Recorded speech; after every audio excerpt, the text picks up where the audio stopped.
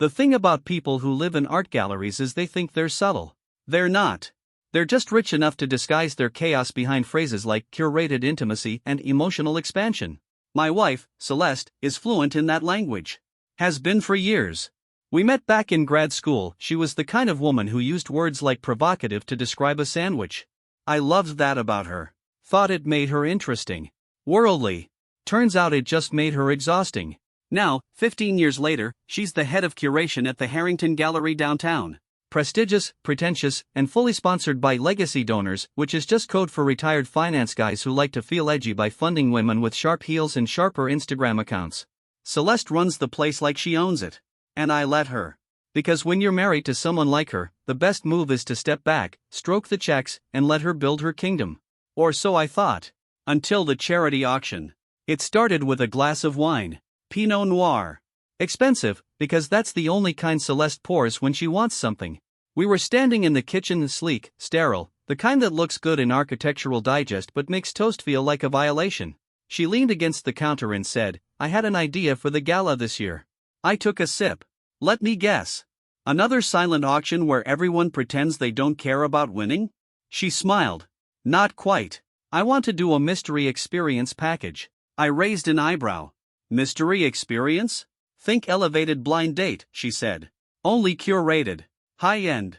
Exclusive. One winner. One night. One unforgettable memory. And who's providing the mystery? She sipped her wine. That's part of the charm. She didn't answer the question. But I didn't press. Because at that point, I was still in that comfortable husband fog. The one where you assume odd things are just quirks, not signs. Mistake number 1. The next 2 weeks were a blur of silk invites, overpriced flower arrangements, and me signing checks so fast I practically got carpal tunnel. Celeste had everything under control, of course. She always did. I just nodded, showed up to fittings, and pretended to care about seating charts and donor optics. That's what she called them. Donor optics. As if a table of board executives in tuxedos needed a lighting strategy. But hey, gallery life. One night, though, I came home late from a client dinner. Tossed my coat on the entry bench, and hers tumbled off onto the floor. That's when I saw it. A folded white napkin. Cloth. From the Vitrine Cafe, a bistro she hadn't mentioned in months. I picked it up. On the inside, a red lipstick kiss. And underneath it, in her handwriting, "Can't wait for our secret date. See?" I stared at it for a long time. Not angry. Not even shocked. Just still. Like something deep inside me had already known, and this was just the envelope confirming it. I didn't confront her. That's not my style. See, anger burns fast. But strategy? That's fuel for miles. And right then, I knew I had something better than rage. I had leverage. So I smiled, kissed her goodnight, pretended nothing was wrong. Then the next morning, I made a call. To an old friend from law school. Now a divorce attorney. Then another. To a man who specializes in discreet proxy bidding. Because if Celeste wanted to offer her little mystery date experience at the gala, fine. I'd win it. Anonymously. And I'd send someone very special in my place. Gala night came fast. Black tie. Red carpet. That stupid ice sculpture they rent every year in the shape of the museum's logo. Celeste looked incredible, of course. She always does. Gold silk dress. Diamond earrings. Hair pinned up like she was trying to hide a secret in every strand. Everyone complimented her. I played the supportive husband. Toasted her from the stage. Gave a donation so generous they renamed a wing for 6 months. And when the mystery date night experience went up for auction, I smiled as the bids climbed. $2,000. $5,000. $10,000. All anonymous. All routed through my proxy. It sold at $17,000 to bidder number 614. She looked flushed. Excited. Like she knew who had won. She didn't. Because that night? Her mystery date wasn't me. It was Marla Vega. Top-tier divorce lawyer. Brutal negotiator. And, as of 7 p.m. the following Tuesday, Celeste stayed for the evening. In a corner booth at Vitrine Cafe. Wearing a red dress and a smile sharp enough to cut marble. That night, I sat in my home office. Poured a drink. And began assembling a file. Dozens of messages. Napkin scans. Screenshots from her private calendar. Copies of invoices between her and a particular donor, a man named Elliot Ford. Divorced. Wealthy. and freshly relocated to the penthouse above the gallery. Their meetings had been happening bi-weekly for months. Private tours, champagne receptions, after-hours curation sessions. I printed it all. Then I bought a shredder. Because revenge is an art form, and I was about to debut my masterpiece. I once read that true power is the ability to stay silent while someone else reveals themselves. That Tuesday, I stayed very, very quiet. Celeste got home late, hair tousled, lipstick faded, shoes in hand like she was auditioning for a perfume ad called Guilt. I was sitting on the couch reading the financial section of the Times, which I hadn't done in 4 years. I wasn't even pretending to care about the stocks, I just wanted her to see how unaffected I looked. She walked in, stopped like she'd forgotten she had a husband, then smiled. "You're still up." I glanced over the paper. "Had some work. Late client call." She nodded. "Everything okay?" "Perfect," I said. Then turned the page. She stood there a little longer like she wanted to say more, but silence makes narcissists nervous, and I was becoming fluent in it. Eventually, she disappeared upstairs. I waited. Then I pulled out my phone and opened the text from Marla Vega. "You weren't kidding. Your wife doesn't ask questions. She just orders wine, flirts with the waiter, and talks about how she's finally doing something for herself." I didn't reply. Marla had done her job. What I needed now was the opening scene. I'd already made the call to Anthony, the museum's AV consultant. Quiet guy. Slight tremor in his left hand. Terrified of the board but even more terrified of unpaid invoices. I offered him $3,000 for technical assistance during the next event. No questions. One slideshow. 10 minutes. Preloaded onto the main projector under the name Donor Appreciation Montage. What the board didn't know. That montage would feature a carefully arranged sequence of visual metaphors, tastefully blurred screenshots, and scanned napkin poetry so sappy it would have made Pablo Neruda cry into his martini. But that came later. First came the unraveling. The day after the mystery date, Celeste came into the kitchen humming. She wore silk again, cream this time, and moved with that floaty energy of someone who thought they'd gotten away with it. "Gala proceeds came in," she said. "Almost 200 grand. Not bad, right?" "Very generous crowd," I said. She poured herself coffee. Black. No sugar. That always made me laugh, sweet on the outside, bitter on the inside. "Oh," she added casually, "you'll love this. Elliot Ford's going to sponsor our next modernism exhibit." I raised an eyebrow. "Elliot Ford? As in Ford Capital?" She nodded. "He's been incredibly supportive lately." I sipped my coffee. "Supportive how?" She shrugged. "Just enthusiastic. About the mission." "Right. The mission."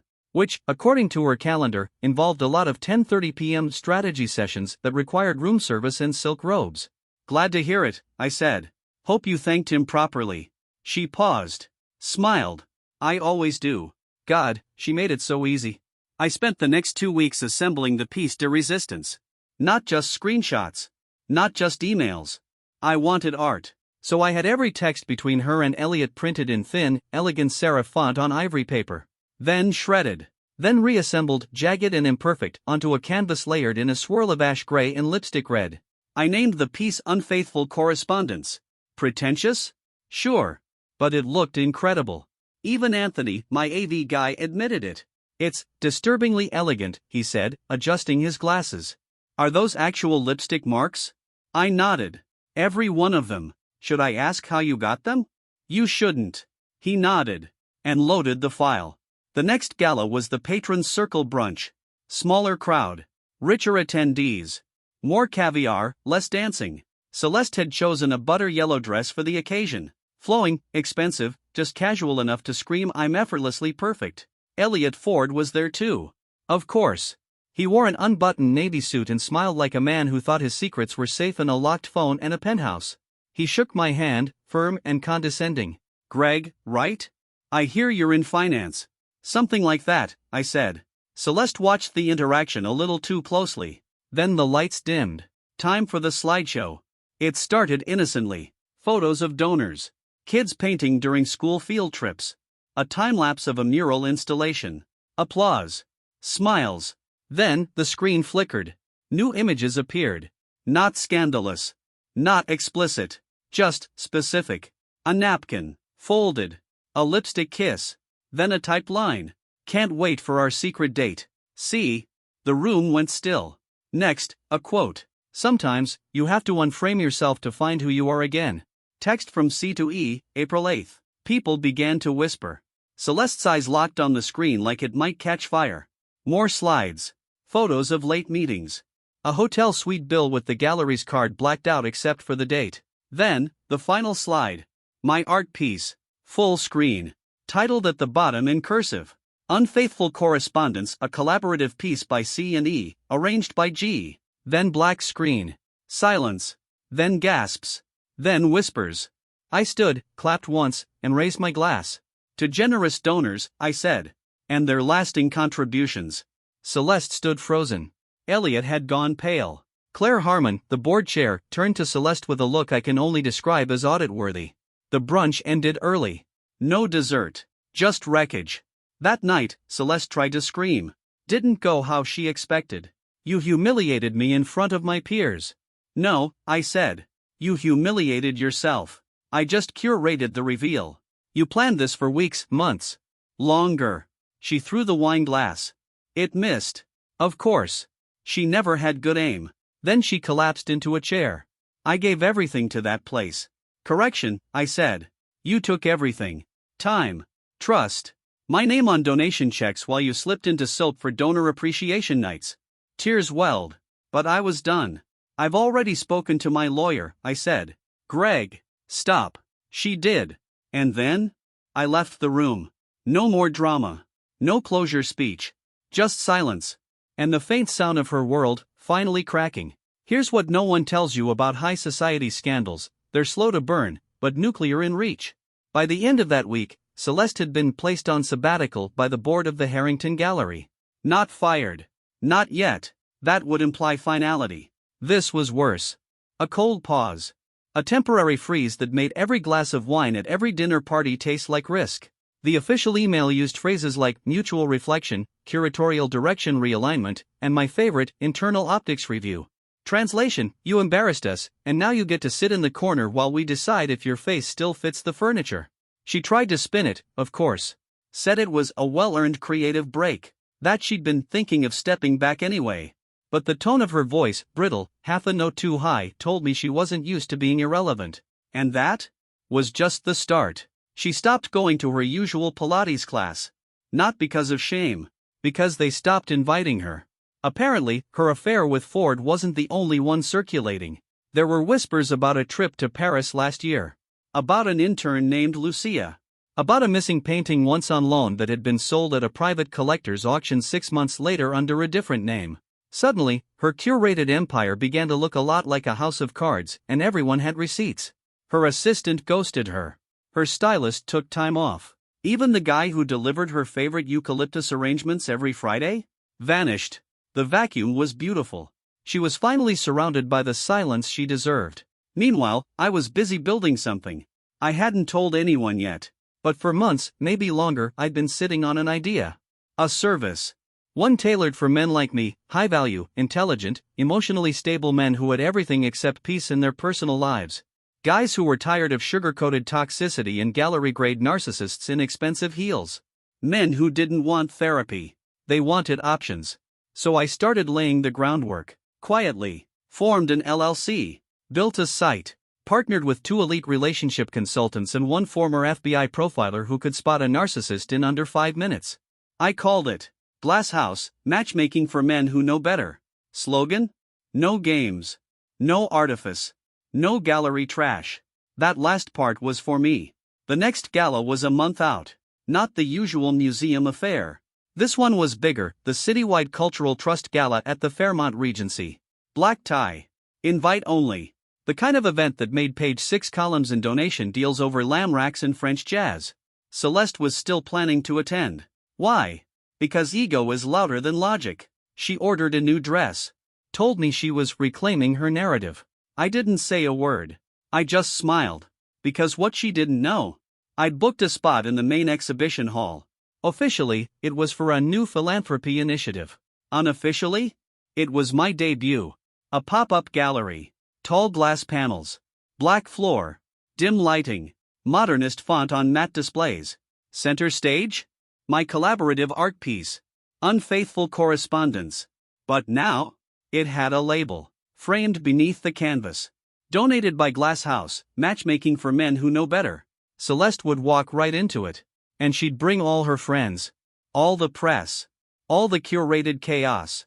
Perfect. 2 weeks before the gala, she came into the living room holding a glass of wine like it was a weapon. "I heard you've been networking," she said. I didn't look up. "That's what I do." "With what, exactly?" I folded my laptop. "A business." She scoffed. "Since when are you an entrepreneur?" "Since I realized I was investing in the wrong assets." That stung. She took a sip. "What's the business?" "A matchmaking service." She laughed. Genuinely. "You? Matchmaking? You barely dated before me." "Exactly," I said. "I'm the cautionary tale." She stopped laughing. "What's it called?" I looked her dead in the eyes. "Glass House." Silence. Then, her voice like cracked porcelain. "You're using our marriage to profit?" "No. I'm using your affair to inspire." She set the wineglass down a little too hard and walked away. No fight. No screaming. Just a woman who realized she was no longer the most curated thing in the room. Gala night. The Fairmont Regency was a sea of tuxedos and velvet gowns, crystal lights, and names that belonged on plaques. Celeste showed up late. Gold again. She always wore gold when she was trying to look untouchable. She scanned the room and froze the moment she saw my installation. Crowd around it. Phones out. Murmurs. Then her eyes landed on the nameplate. Glass House. She didn't move. Didn't blink. Just stood there while a reporter whispered to another, "Is that her writing on the piece?" A pause. Then, "Oh God, that's her napkin." By the end of the night, the hashtag #GlassHousemen had trended in 3 cities. My site crashed. Twice. And Celeste? She left early. Alone. For once, the exit was not curated. I stood by the bar and watched it all unfold. Not with anger. Not with satisfaction. Just quiet recognition. She'd built her life on illusion. I'd built mine on truth. And tonight? Truth sold better. I took a sip of scotch and smiled. Art is subjective. But revenge? That's universal. There's a specific kind of silence that follows public disgrace. It's not the absence of noise. It's the change in tone. The way your phone still rings, but now it's numbers you don't recognize. The way friends still smile at you from across the room. And the way everyone uses your first name with just a touch too much warmth. That's the silence Celeste walked into the week after the gala. She'd been dethroned. But she didn't know how to sit still without a crown. Meanwhile, I was fielding interviews. NPR wanted a segment on emotional intelligence in post-divorce entrepreneurship. A men's lifestyle podcast called Modern Lions wanted to do a deep dive titled The Curated Collapse, One Husband's Gallery Heist. Even a women's magazine, Vera, ironically reached out asking for a balanced feature on how we frame betrayal in high-net-worth marriages. I declined that one. Not because I wasn't flattered. Because I wasn't stupid. Celeste had friends there. And I knew how she operated. She wasn't going to retreat. She was going to reframe. Sure enough, the next week, I saw it, a new Instagram profile. Clean aesthetic. Soft neutral palette. Her name in lowercase, with the bio. Curator of Second Chances / founder of The Reclamation Room. I actually laughed. Because nothing says accountability like lowercase healing fonts and unpunctuated wisdom. The Reclamation Room launched 3 days later. Described as a creative space for reimagining identity through self-curated grief work. Translation, a rebrand. It was part blog, part mood board, part therapy-light advice column that offered gems like, "Let yourself be the cracked vase, light enters through the break." Or, "Some galleries deserve to be burned, that doesn't mean the artist disappears." She posted a moody black and white photo of herself holding a match. The caption? "Not everyone survives the reveal. But I intend to evolve from it." No mention of Elliot. No apology. Just vibes. And a link to a GoFundMe to build a permanent space for the community. Which, for the record, had raised $400 by the end of the week, $300 of which I'm fairly certain came from her mother. Meanwhile, Glass House was thriving. Site traffic had doubled. Then tripled. We'd onboard 30 clients, all of them vetted, successful, emotionally literate men with one thing in common. They dated women who styled betrayal as empowerment. I didn't market it as revenge. That's too obvious. I marketed it as clarity. We hosted virtual salons. Led by the FBI profiler. She did a segment called How to Spot a Narcissist in 3 Dinners or Less. It went viral. We got investment offers. I turned them down, because once you hand over a piece of this, they'll want to control the story. And right now, I was the only one telling the truth. Celeste didn't like that. She started leaking things. First to an anonymous art blog, a post about how some husbands weaponize money and social shame to silence women's autonomy. Then to a local columnist, who ran a piece titled, "When Men Curate Revenge, the Dangerous Rise of Emotional Entrepreneurs." It had one quote that screams Celeste. "When someone feels small, they build mirrors, not windows." My PR team laughed. I didn't. Because this wasn't about headlines. It was about positioning. And Celeste was repositioning herself as the victim of a calculated smear campaign, which meant she was getting ready to try something big. I didn't have to wait long. It came in the form of a dinner invite, hand-delivered, cream envelope, gold wax seal, her handwriting on the front. Inside, "Greg, I think it's time we had a civilized conversation. One last dinner. Just us. No audience. No art. Vitrine, 7 p.m. Friday. If nothing else, I owe you that." See? I didn't respond. But I showed up. Not for closure. Not for answers. For confirmation. Vitrine was half empty. She'd reserved the back booth. The one with the leather cushions and candlelight that made everyone look a little more fragile. She wore black this time. Not gold. A message. I sat. We ordered wine. She talked first. "I've been thinking," she said, running a finger along the stem of her glass, "about narratives." "Have you?" She nodded. "We're both curators in our own way. We choose what people see, what we frame, what we omit." "True," I said. "Some of us just prefer facts." She smiled. "Not kind." "I made mistakes," she said. "But you turned them into a brand." I raised an eyebrow. "Didn't you just launch a trauma Etsy?" Her eyes narrowed.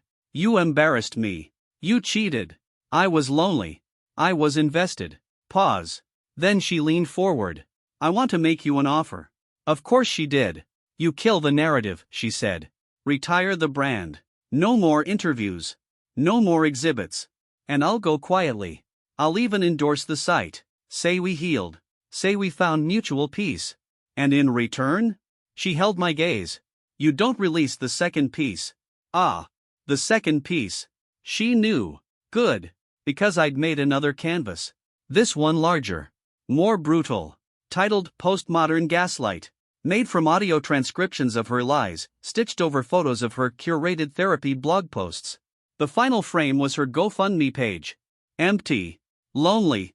Dead. She was scared of it. She should be. I stood. Left a $200 tip. Looked her dead in the eyes. "Don't worry," I said. "The second piece isn't about you." Then I walked out. Let her sit in the flickering candlelight. Alone. Again. And again. And again. Some stories don't end with an explosion. They end with a click. Mine came the morning I published the second piece. It wasn't flashy. No billboard. No red carpet. Just a private viewing, invitation only, hosted on the Glasshouse site with a single password-protected link. I sent it to journalists. Donors. A few board members who had started to whisper about reopening conversations with Celeste after her reclamation room went mildly viral on TikTok. The title of the new piece? Postmodern Gaslight. The subtitle? A multimedia autopsy of curated deceit. The main visual, a looping triptych of screenshots, one from her affair texts, one from her blog, and one from her gala speech last year where she said, "Integrity is the only currency that appreciates over time." I layered them like tissue. You could see the contradictions breathe. Below it, the receipts.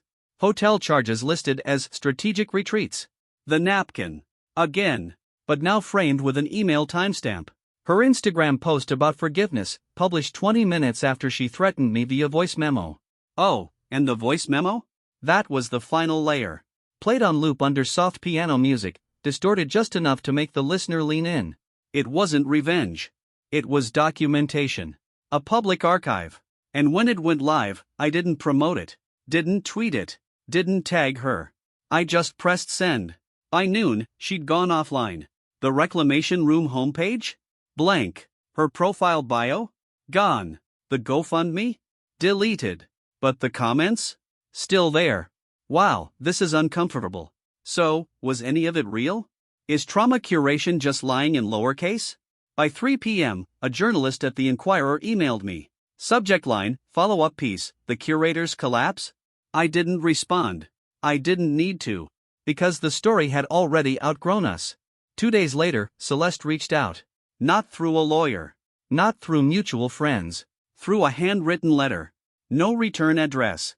Just my name on thick ivory cardstock, like she thought texture could soften the blow. Inside, she wrote, "This was never supposed to be a war. We both made choices. You exposed mine. But you lost something too. I hope it was worth it. See? No apology. Just legacy management." She wanted me to feel like we'd both bled. But I hadn't. I'd cut. Glass House was booming. We closed our Series A. Private investors. NDA locked. The FBI profilers signed a book deal. Our lead therapist launched a workshop series called Emotional Armor, Dating Without Losing Yourself. The waitlist? 2 months. Celeste tried one last pivot. A healing retreat in Santa Barbara. Open only to women who'd been publicly misrepresented by male-driven narratives. The promo video opened with her walking barefoot along a foggy shoreline. The music? Something twinkly and mournful. I watched it once, then closed the tab. Because some things don't need rebuttals. They need silence. But it didn't end there. Because the Cultural Trust announced a new exhibition. One that featured anonymous works by emerging voices. Guess what made the cut? Postmodern gaslight. Anonymous, technically. But everyone knew. They asked if I wanted to attend the launch. I declined. But I sent flowers. Black tulips. And a card. For the artist who taught me to frame endings. She'd see it. She'd know. And maybe, just maybe, she'd understand. Some auctions don't end with the highest bid. They end when the buyer walks away and starts their own gallery. They always come back. Not to apologize. Not really. But to check. To see what you've become without them. To confirm whether the wreckage they left behind somehow managed to rebuild itself without their influence. So I wasn't surprised when I saw her again. 2 months after Postmodern Gaslight went live. 1 month after the gala. And 3 weeks after Glass House was featured in Forbes as a disruptor in luxury male wellness. The setting? Of course, an art auction. The Winter Luminary Gala. Not at the Harrington Gallery. That door was closed. But at the Prescott Collection, a sleek, new money space dripping in overcompensation and quartz chandeliers. I didn't plan to attend. But a friend tipped me off. "She's going to be there," he said. "Rumor is she's pitching a comeback series. Something about restorative curation." Of course she was. Celeste had always been her own best myth. I arrived late, in a tailored charcoal suit with no tie. Clean. Intentional. Power without noise. The event was exactly what I expected: overpriced champagne, conversations stitched together with compliments and passive threats, and a room full of people pretending not to recognize the woman who once curated scandals better than sculptures. She saw me before I saw her. She didn't wave. Didn't smile. She just turned slightly, like someone prepping for a photo that hadn't been taken yet. Still curating. Still performing. But she looked different this time. Not tired, diminished. Like a spotlight with a cracked bulb.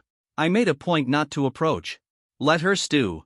Let her orbit. Let her feel what it's like to be the one waiting. Then, as I was finishing my second scotch, she appeared beside me. No greeting. Just silence. Then, "You win." It wasn't sarcastic. It wasn't dramatic. Just quiet. I turned toward her. Was this a contest? She didn't answer. Instead, she looked past me, toward the main exhibit wall where a new piece hung under a halo of light. It was mine. Negative space. My third. And final. A shadow box filled with shredded paper, love notes, blog posts, interviews, and texts. Each one reduced to fragments. Floating. The plaque read, "Every story has a frame. This one just happened to break. Anonymous." Celeste stared at it like she was trying to read a language she used to speak. "I don't understand how you're not angry," she said. I sipped my drink. "Who said I'm not? Then why does it feel like you're winning?" I paused. Then looked her in the eye. "Because you curated love. I built something." She left before dessert. Slipped out between auction lots. Not with a bang. Not with applause. Just a whisper of perfume and a closing door. No one chased her. No one even noticed. She wasn't the main act anymore. She wasn't anything. And for once, she knew it. I stayed. Watched as negative space sold for 6 figures. Proceeds donated to a nonprofit that provided legal counsel for men navigating high-conflict divorce. Not flashy, but precise. The final brushstroke. When I walked out of the venue that night, the air was clean. Cold. Sharp. Like clarity. Like closure, but colder. I didn't need to look back. Because I finally understood the one thing she never did. Revenge doesn't have to be loud. It just has to be permanent. And now, she lives in a frame she didn't choose. While I curate freedom. Subscribe to the channel